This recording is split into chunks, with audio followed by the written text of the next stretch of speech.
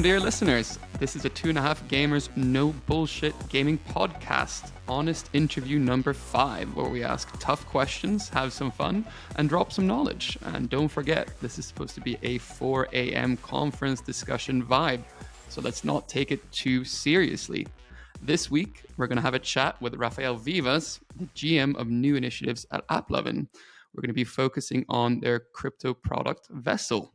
But first and foremost, Ralph, welcome to the podcast. How's your week been?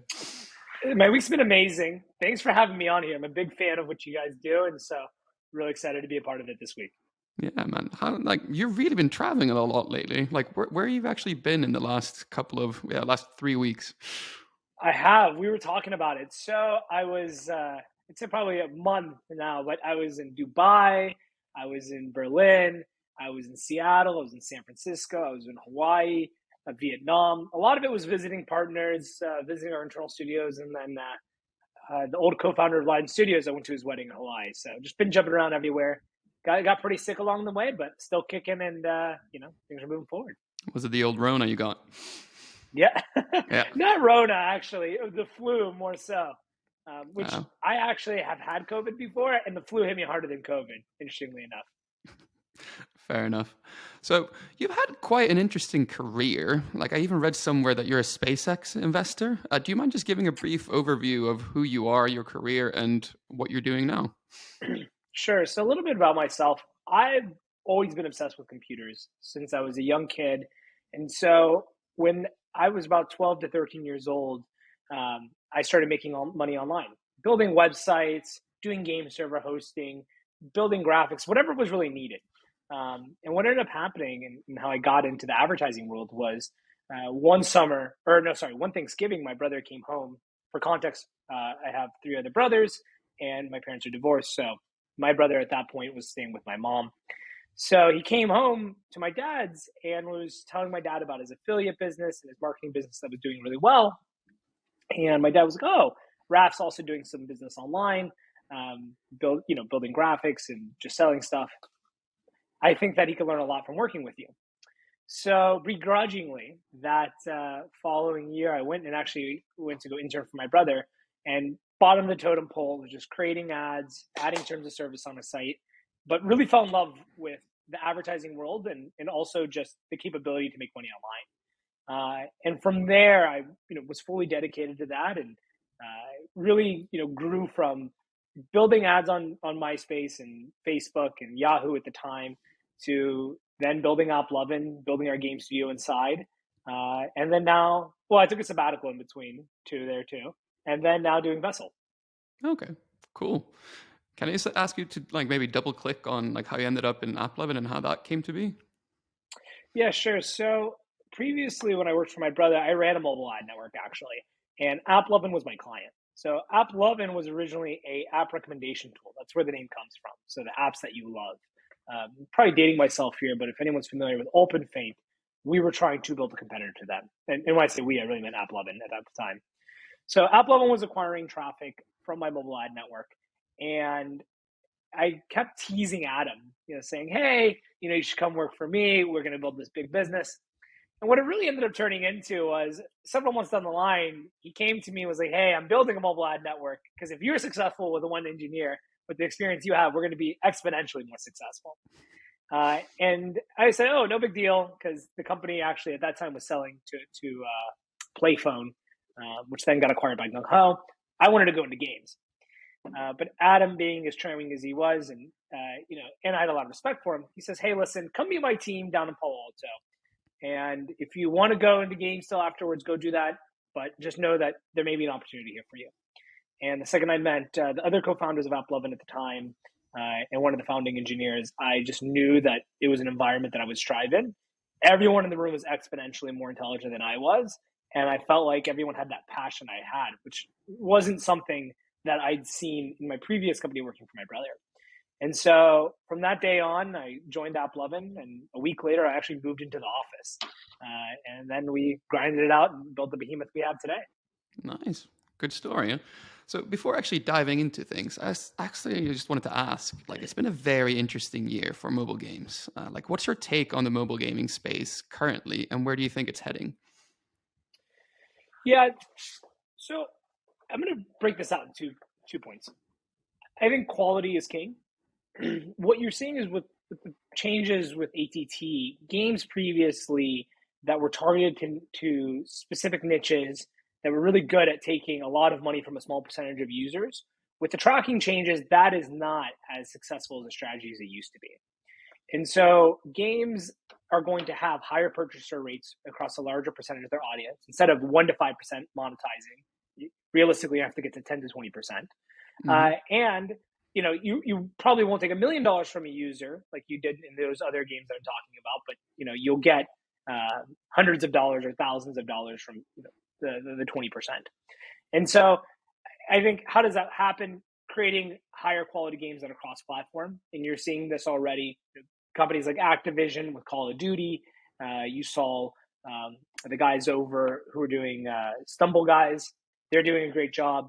And so I think that's where the market is going. People are going to have to start releasing higher quality content to start growing their games businesses again. And then 2, I think you're going to see a lot of consolidation. So capital is a lot harder to come in through the market. Last year and prior to that, you were able to go and effectively get debt at close to 0%. And now with all the inflation that's going on and the hikes that we've seen, it's just a lot more expensive to get, or for investors to give you money and for you to raise debt. And so what we're seeing is that people who don't have as strong of businesses anymore, or just didn't have great unit economics and very profitable, now these studios I personally think are going to be selling into larger studios that will go and optimize them, or they're going to have to do radical changes. Or I'd say the worst thing that could happen to them is they would shut down. Interesting. And do you think there's any big winners from like ATT being rolled out, like in the gaming space? Like, who do you think the winners are? Yeah, I think the big winners are the guys who are creating these higher quality games. I mean, you see companies, or you see like Diablo Immortals, you see Call of Duty, you see these games, they're still sitting at the top gross on the charts. Supercell's doing, I think it's actually helped Supercell a lot. I think those are really the big winners. Yeah, cool. So I actually met you during Amplify in Berlin, where we talked a little bit about Vessel, and we actually talked about it on this podcast a few episodes ago. But can you just describe it and what it actually is? Definitely. So I actually want to start with the point that you mentioned earlier. You said I'm leading our crypto initiative or crypto product. So Vessel is nothing to do with crypto. Vessel is a digital marketplace for items for mobile apps and games. This has already existed on web and console for a long time. So we've seen on web, there's the Steam community marketplace where people can go and sell and buy their skins for games. That's the same approach we're taking. We just think it's crazy that there's 120 to 130 billion dollars of in-app purchase spend going on in the ecosystem, and you have zero way to get any liquidity out of your assets. When people are on these marketplaces that are transacting billions of dollars annually, like for example the Steam marketplace, users aren't going on this marketplace thinking they're going to make a living off this. Unlike you see in OpenSea and people who are NFT traders, people are trading on the marketplace because they think it's fun to get these skins that are very unique and limited in quantity, and also just the trading aspect is very fun playing the market. It used to be one of my favorite things to do when I play a game like World of Warcraft. So our product, that's the market we're focusing on targeting, which is gamers inside of games and providing a marketplace where they can actually trade their assets.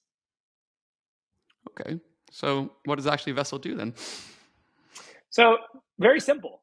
We're an out-of-the-box solution that allows developers to integrate a marketplace. And from a consumer's perspective, you can come on Vessel, easily buy other digital assets, and then sell your assets as well.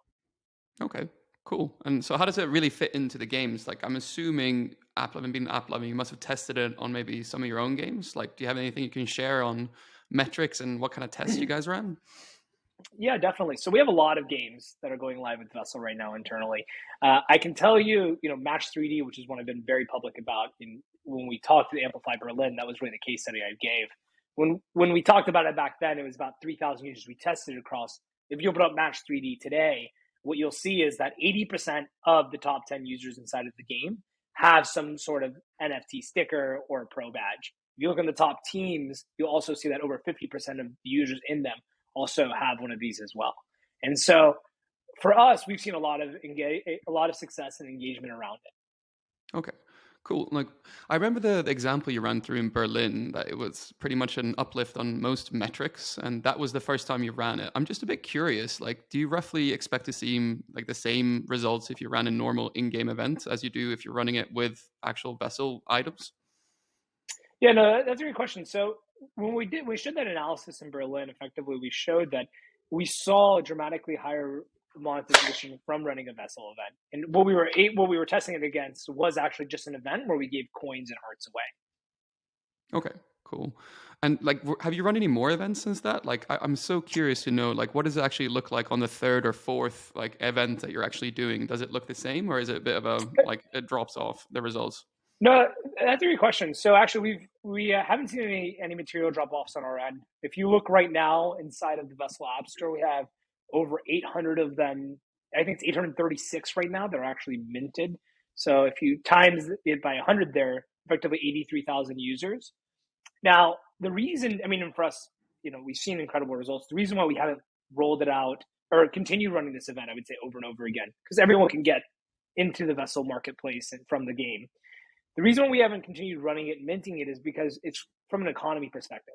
If everyone has these badges and everyone has these stickers, then what we see is that there's no value inside of them. So what we're working on right now, or what the team is really working on right now, is building an infrastructure that allows more robust events. So the economy, we don't have to give out the same item, and the economy can still thrive and grow. Okay. So if you're a game developer, like how would you recommend them to use Vessel, and what kind of like in-game or items would you actually be able to, yeah, or would you recommend to give out or where you can win? Yeah, so let's start from a first principles perspective, because I Yeah. think it's going to be a lot more useful to start there. So when you think of giving out these NFTs/digital items, you have to think about it in terms of giving a unique offering, right? So if you're giving out NFTs that do the same thing as things that you can get via soft currency or through traditional IAPs, and there's an unlimited amount of them, users will have no interest in engaging with them. And so the way I would think through it is that these NFTs should be limited in quantity. They should be something that is, because if it's limited in quantity, then users will want to trade it amongst each other. Something that can be earned, or if it is earned, then effectively it requires a user to invest a lot of resources into getting it. I would say those are the two main things I would focus on. Actually, obviously, the most important thing would be utility, right? So making sure that NFT that the user gets, that it delivers value, a significant amount of value to the user who's engaging with it. And it doesn't have to be in terms of just making the player overpowered inside of the game. So like going back to Match 3D, inside of the Pro Badge, what users are really getting is actually social clout. So what we've seen is that users go and they trade the Pro Badges amongst each other because users effectively use it to go recruit other players. So if you go into the social media around Match 3D, what you'll see is a lot of players saying, hey, I've got a Pro Badge. We're experienced and competitive players. You should come and join our team. And so that's one thing that we've seen there. And then on the other hand, too, another utility that we deliver is that users who are competing in these events, for them to get multipliers on their stats, they don't have to watch ads. And this is something that's actually very beneficial because it gives them a slight edge because they can still get that multiplier without having that downtime of watching these 30-second rewarded video ads. Oh, the ad mon manager in me is dying a little bit hearing that, but yeah, I can see how that would bring a lot of value. Yeah, it's all relative to the trade-off, right? So right now the badge trades around 125 to 130 bucks. And so yeah, if a user wants to go spend 100 bucks to not watch rewarded video ads, I think the trade-off is very good for the studios. Yeah. So just kind of thinking about that, like Match 3D is a very nice game. It's probably got a quite high LTV. Like I'm sure you've tried it on a bunch of games. Do you see any gaming categories working better than others, or is it just kind of the high LTVs where you would recommend that actually works the best? We've actually seen it work everywhere from hyper casual to hardcore games. I think, it really just comes down to these digital items actually delivering value to the user based on where they are in their session. So like in hyper casual, we try to introduce it very early in the gameplay flow because we know users don't stick around a long time. And we try to give them benefits in terms of, hey, go win this NFT, and you can win it through playing more levels. And if you play more levels, then you get this NFT, which you can cash out for vessel currency, right? And so that's which then can be turned into fiat. So that's something that's very interesting to a hyper casual user, because they're not going to stick around the game for a long time. So they would say, okay, getting a NFT skin, I don't care about that. Where what we've seen in hardcore games is having a special vanity item, which only a small percentage of users can have. That's something that works out really well there. When I think about NFT monetization, it really comes down to similar actually to IEP, where it works everywhere. It's just about implementing it in a way that actually matters to the user. Okay, makes sense. I guess there's always, like in our industry, there's two big elephants in the room, right? And that's Apple and Google. What do they have to say about Vessel? Yeah, that's a great question. For them, it's important really that the user experience is good, that it's seamless to the user, and also that we offer, I would say, that we're compliant from a regulatory standpoint and by their guidelines. And so what we've effectively come down to, obviously I can't speak on their behalf, but as long as we're using their payment rails and delivering a good experience and users aren't complaining, we haven't had a problem. Okay, cool. Good to hear. I know that Apple recently updated their guidelines on NFT sales on the App Store. Can you summarize what the new guidelines are, and will this change your strategy? Yeah, so in layman terms, what they say is that NFTs must be able to be purchased via in-app purchase, right? That's what it boils down to. And for Vessel, there's no change, because since day one, Vessel coins have been able to be purchased via the App Store. That's actually the only place you can buy them. So you go into the Vessel app, you buy the coins, which are consumable, and then you buy another consumable. And so for us, there's no change of strategy. And in fact, it just validates what we're doing, and we're doubling down on. Okay, cool. And now the $1 million question: what's the cost for us developers for Vessel? What do you guys charge? Yeah, so we don't charge any gas or minting fees on our platform. The reason why is we are centralized, and so the cost for us to do this is extremely low. And also the speeds are fast as well. So where the charges come from on our side is we take a revenue share on transactions, on primary transactions when a developer sells to a consumer. And then also when users trade amongst each other, there's a royalty fee that goes to the developer, and we take a percentage of that. Okay, so what's the rough complete percentage? Like, let's say me, I have an app and I put in Vessel, and then a user buys an NFT through Vessel. What do I get, and what do you guys get, and what does Apple and Google get? Yeah, so with Apple and Google, they get 30% of every coin that's purchased. In regards to our business economics today, 90% to the developer and 10% to us on those transactions. Okay, so I guess the total cost then would be 40%.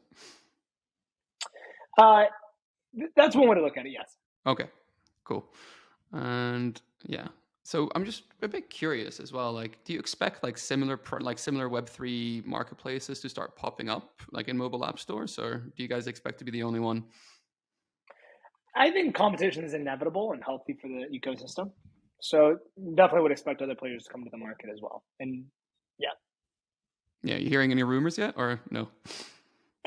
I see a lot of people with websites and decks. I haven't seen anything live in the market yet, though. Yeah, fair enough.